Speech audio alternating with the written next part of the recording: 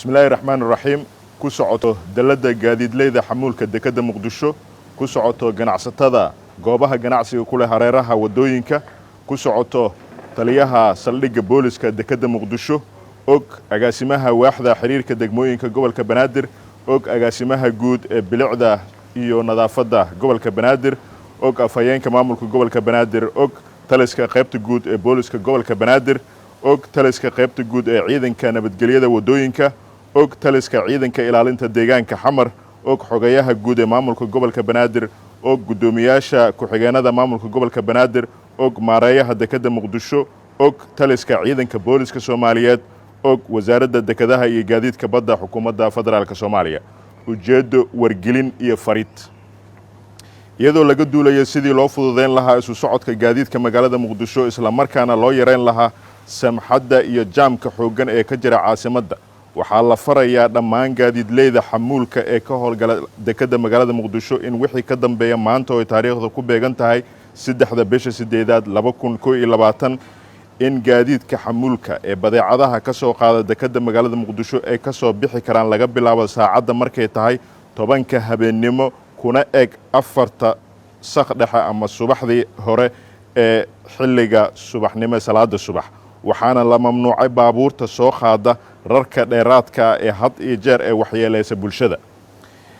in rugaha ciidamada booliska ee ka howlgala isgoosyada Merenaayo Taleex iyo Tarabuunka ay soo deen karaan oo kaliya gaadiidka xamuulka ee sida tooska ah u galaya dekada muqdisho ee aan baarkin ka galaynin wadooyinka u dhow dekada sida wadada Afasiyoni 22 Oktoobar iyo buundooyinka wixii ka bilowda 10 habeenimo kuna eg 4 saqdhexe ee habeenimo ama salaada subax xilligeeda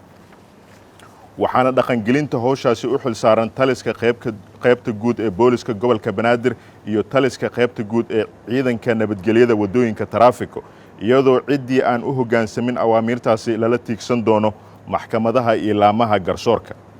sidoo kale waxaa marnaba aan indhaha laga qarsan karin ganacsatada u bareeray inay dhismooyin ka sameystaan hareeraha wadooyinka laamiyada caasimadda muqdisho iyagoo qaarkood goobo ganacsi ka dhistay qaarna silsilado ku xirtay qaybta isticmaalka shacabka socda mashabiyadiyaha si ay gawaarida u dhigtaan baarkin haddaba waxaa la farayaa in muddo 7 cisho gudahooda ah oo ka bilaabanaysa maanta oo taariikhda ku beegan 3 bisha 8 2021 lagu baneeyo qaybta isticmaalka shacabka socda mashabiyadiyaha guud ahaan wadooyinka laamiga ee caasimadda gaar ahaan wadada dheer ee Makal Mukarrama iyo wadada Liido oo inta badan qaybta marista shacabka socda laga wada dhistay goobo ganacsi in aan gawaarida aan marnaba laga aqbali doonin in hareeraha wadooyinka laamiga ee si sharci darro ah loo dhigto baarkin ahaan ama in gawaarida wadooyinka dhexdiisa lagu dhaqo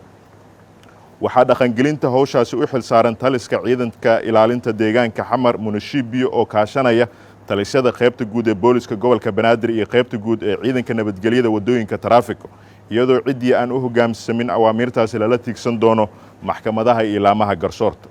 ugu dambeyn gudoomiyaha gobolka banaadir ahna duqa magaalada muqdisho wuxuu farayaa taliska qaybta guud ee ciidanka nabadgelyada wadooyinka taraafiko in sida ugu dhaqsiyaha badan ciidanka nabadgelyada wadooyinka loo geeyo wadooyinka halbowlaha oo caasimadda si loo hago gawaarida isla markaana loo fududeeyo isu socodka gaadiidka maasanidin